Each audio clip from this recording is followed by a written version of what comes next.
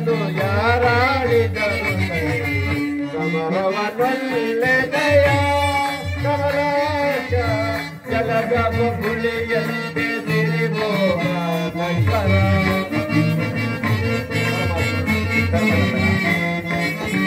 ಜಲದ ಬುಳಿಯಂತೆ ಸಿರಿಬೋಗ ನಂತರ ಶಿವಧನ್ಮಯ ಅಶಾಶ್ವತ ನರಜನ್ಮ ಶಿವಧನ್ಮಯ ಅಶಾಶ್ವತ ನರಜನ್ಮ ಶಿವಧನ್ಮಯ ಅಶಾಶ್ವತ ನರಜನ್ಮ ಸಮರವನಲ್ಲೆದೆಯ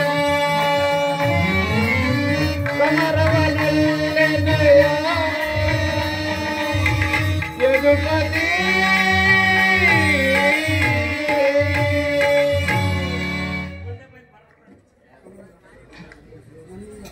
ಪರಮಾತ್ಮ, ನನ್ನಿಂದ ತೃಣ ಮಾತ್ರ ಜೀವಿಗೂ ನೋವಾಗುವುದನ್ನು ನಾನು ಸಹಿಸಲಾರೆ. ಹೇಗಾದರೂ ಮಾಡಿ ದುರ್ಯೋಧನನ ಸಭೆಗೆ ಹೋಗಿ ನೀವು ಸಂಧಿಗೆ ಸಮ್ಮತಿಸುವಂತೆ ಮಾಡುವ ಮುಕುಂದ. ಸತ್ಪುರುಷರ ಹೃದಯ ಮಂದಿರ ದುಷ್ಟರ ದುರಾಚಾರಗಳಿಂದ ಅಪವಿತ್ರವಾಗಬಾರದೆಂಬ ಪವಿತ್ರವಾದ ಬೋಧಿ ಇದು. ಧರ್ಮನಂದನ, ಪರಮಾತ್ಮ, ನಿನ್ನ ಮನದ ಅಭಿಪ್ರಾಯವೇನು? ಧರ್ಮ ಸಮ್ಮತವಾದರು ಇದಕ್ಕೆ ಈ ನಿನ್ನ ಸಹೋದರರ ಅಭಿಮತ? ನಮ್ಮಗಳ ಅಭಿಮತಕ್ಕೆ ಅಗ್ರಜನೆಂಬ ದೊಡ್ಡ ಧರ್ಮದ ಪಟ್ಟು ಬೃಹದಾಕಾರದ ಭದ್ರಕೋಟೆಯಂತೆ ನಮ್ಮನ್ನು ಬಳಸಿ ನಿಂತಿದೆ.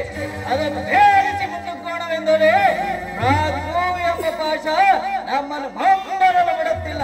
ಚಚೆ, ಸುಡಬೇಕು ನಮ್ಮ ಹೇಡಿ ಜನ್ಮವನ್ನು. ಭೀಮಸೇನ, ನೀನು ಕೂಡ ಸಂಧಿಗೆ ಸಮ್ಮತಿಸಿದಂತೆಯೇ? ಅರ್ಜುನ, ನಿನ್ನ ಅಭಿಮತ? ವಾಸುದೇವ, ಅಗ್ರಜನ ಮಾತನ್ನು ಅನುಮೋದಿಸಿ ನಮ್ಮ ಲೇಖ ಸಜೀವವಾಗಿ ಕೊಲ್ಲುವೆ.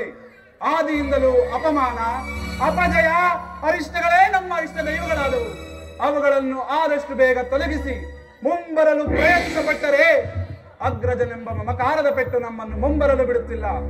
ಛೇ, ಧಿಕ್ಕಾರವಿರಲಿ ನಮ್ಮ ಏಡಿ ಜನ್ಮಕ್ಕೆ. ಅರ್ಜುನ, ನೀನು ಕೂಡ ಸಂಧಿಗೆ ಸಮ್ಮತಿಸಿದಂತೆ ಇನ್ನು ಪರಾಕ್ರಮಿಗಳಾದ ಭೀಮಾರ್ಜುನರು ಸಂಧಿಗೆ ಸಮ್ಮತಿಸಿದಾಗ ಇನ್ನು ನಕುಲ ಸಹದೇವರು ಅಗ್ರಜನ ಮಾತಿಗೆ ತಲೆಬಾಗುವರು. ನೃಪದ ನರೇಂದ್ರ ನಂದಿನಿ, ಏಕಮ್ಮ ಕಿನ್ನಳಾಗಿ ನಿಂತೆ ನಿನ್ನ ಪತಿಗಳ ಅಭಿಪ್ರಾಯವು ನಿನಗೂ ಧರ್ಮ ಸಮ್ಮತ ತಾನೆ? ಅಣ್ಣ, ಪತ್ನಿಗಾದ ಅಪಮಾನದ ಕಡೆಗೆ ಸ್ವಲ್ಪವೂ ಗಮನ ಕೊಡದ ಈ ನನ್ನ ಪತಿಗಳ ಅಭಿಪ್ರಾಯವನ್ನು ಧರ್ಮ ಸಮ್ಮತವೆಂತಲೂ ನ್ಯಾಯ ಸಮ್ಮತವೆಂತಲೂ ಹೇಗೆ ನಿರ್ಧರಿಸುವುದು? ಅಣ್ಣ, ಜನಾರ್ದನ,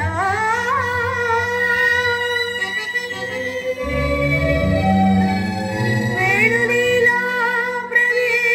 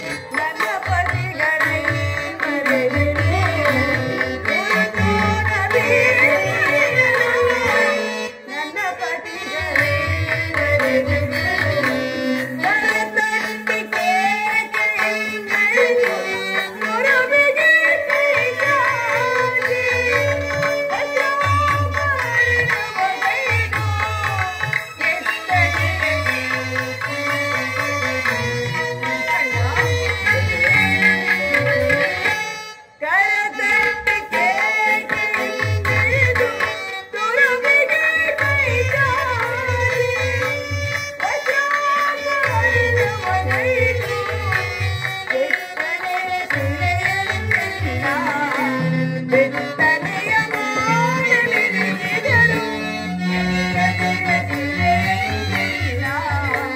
ಬೆತ್ತಲೆಯ ಮಾಡಲೆ ನೆರೆದಾಸ ಭಾಗದಲ್ಲಿ ಜನಾರ್ದನ ಬಿಡುಲಿಲ್ಲ ಕೃಷ್ಣ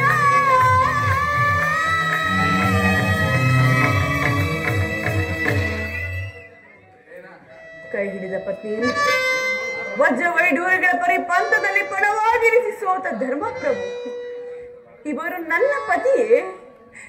ಛೆ, ಇನ್ನು ಬಂಡಿ ಬಂಡಿ ತೂಳನ್ನೇ ತಿನ್ನುತ್ತಿದ್ದ ಭಂಡ ಬಕ್ಕನನ್ನೇ ಕೊಂದ ಮಹಾಜಾಂಡ ಭೀಮಸೇನ. ನಿನಗೇಕೆ ಈ ಗದಾದಂಡ? ಅದನ್ನು ಬಿಸಿಟು ಕೈಗೆ ಸೌಟನ್ನು ಹಿಡಿದುಕೋ.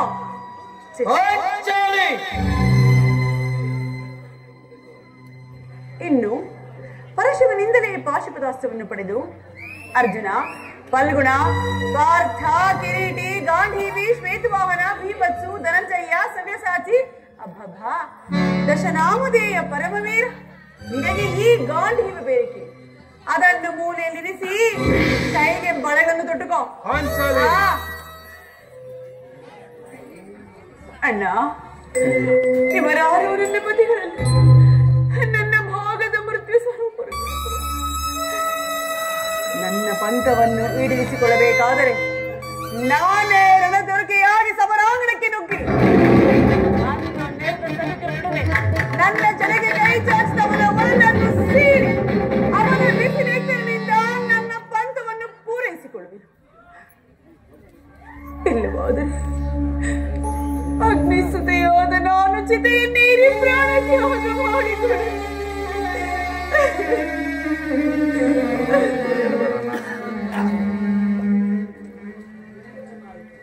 ಹೀಗೆ ಚೆನ್ನಾಯಿತು. ಸಹಜರ ಐವರ ಅಭಿಪ್ರಾಯವೇ ಒಂದು, ಈಕೆಯ ಅಭಿಪ್ರಾಯವೇ ಒಂದು ಅಲ್ಲ ಭೀಮಸೇನ? ಅದಕ್ಕೆ ನೀನೇನು ಮಾಡಿಯೇ? ಏಕೆ ಈಕೆಯ ಅಭಿಪ್ರಾಯ ಹೀಗಾಯ್ತಲ್ಲ ಎಂದು ಹೇಳಿದೆನಷ್ಟೇ. ಅವಳು ಹೇಳಿದ್ದನ್ನು ನೀನು ಕೇಳಿದೆಯಲ್ಲ? ಏಕೆ ನೀನು ಕೇಳಲಿಲ್ಲವೇ?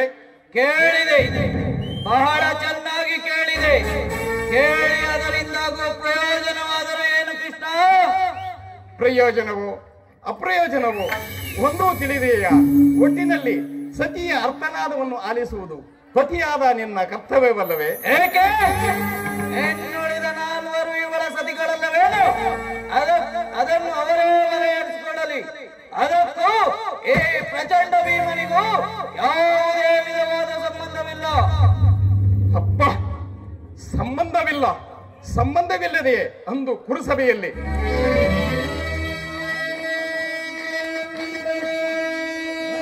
ಬಂಡ ದುಶ್ಯಾಸನನ ಗೊಂಡಿಗ ಎಂಬಿಸಿ ರಕ್ತದಿ ಹೊರದಿ ಪಾಂಚಾಲಿಯ ಬಿಡಿ ಮುಡಿಯ ಕಟ್ಟುವ ನೆನಕಂ ಘನಗದ ದಂಡದಿಂದ